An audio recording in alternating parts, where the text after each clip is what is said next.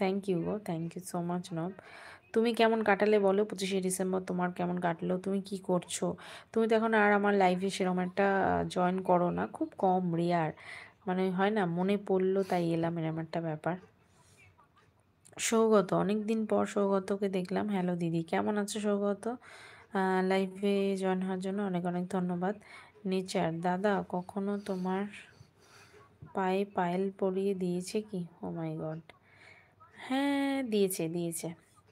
আচ্ছা, শ্যামল হালদার লিখেছো, ঠিক আছে কাল কথা বলবো, আমি নাইট ডিউটিতে আছি। ও আচ্ছা, তুমি কিসে কাজ করো শ্যামল, সেটা তো বলে যাও।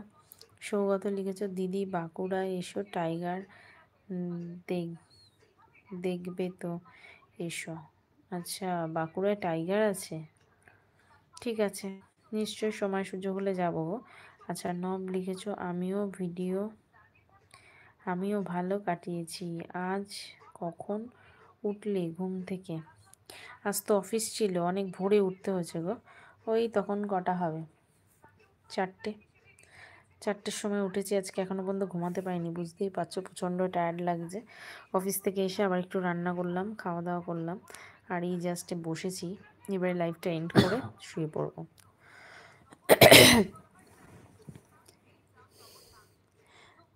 বাপরে বাপ, নেচারে শুধু আমার পা নিয়েই প্রশ্ন, কেন গো? তোমার পা ব্যথা করলে দাদা কখনো তোমার পা ম্যাসেজ করে দেয় কি? একেবারেই, নিশ্চয়ই দেবে, দেবে না কেন? আচ্ছা, সৌগত লিখেছো, বাঘ আছে না, আছে না গো, বানিয়েছে। ও আচ্ছা, ও সরি, লিখেছো বেরিয়েছে, বাঘ বেরিয়েছে।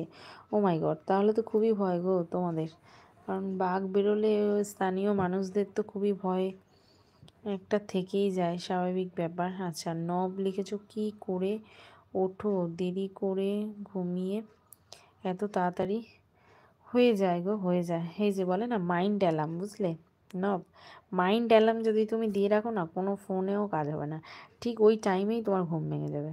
মানে আমার ফোনে অ্যালার্ম দেওয়া থাকে, কিন্তু মাইন্ড অ্যালার্ম যখন পড়ে যায় তখন ওই অ্যালার্মের আগেই ঘুমটা ভেঙে যায়। মানে যেহেতু আমি জানি আমাকে ওই টাইমে উঠতে হবে, রেডি হতে হবে, ঘরে কিছু কাজ করতে হবে, তারপরে তো আমাকে বেরোতে হয়, তো ওই টাইমটার আগেই আমার ঘুমটা ভেঙে যায়।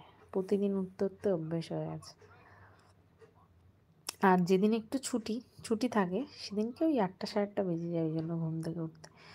কতক্ষণ ঘুমাও ডেলি? টোটাল 8 ঘন্টা হচ্ছে না, বুঝলে, ওই 4 ঘন্টা সামথিং এরকমই হচ্ছে।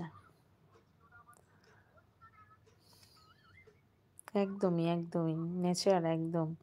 তুমি কোথা থেকে আমার লাইভটা দেখছো প্লিজ একটু কমেন্ট করো, কারা কোথা থেকে এই মুহূর্তে লাইভটা দেখছো একটু কমেন্ট করো প্লিজ। আর কিছুক্ষণ পর এবার লাইভটা শেষ করব, অনেকক্ষণই থাকলাম লাইভে, তোমরা একটু সবাই দেরি করে লাইভে এসছো, ওই জন্য আজকে একটু কম কম তোমাদের সঙ্গে গল্প হলো।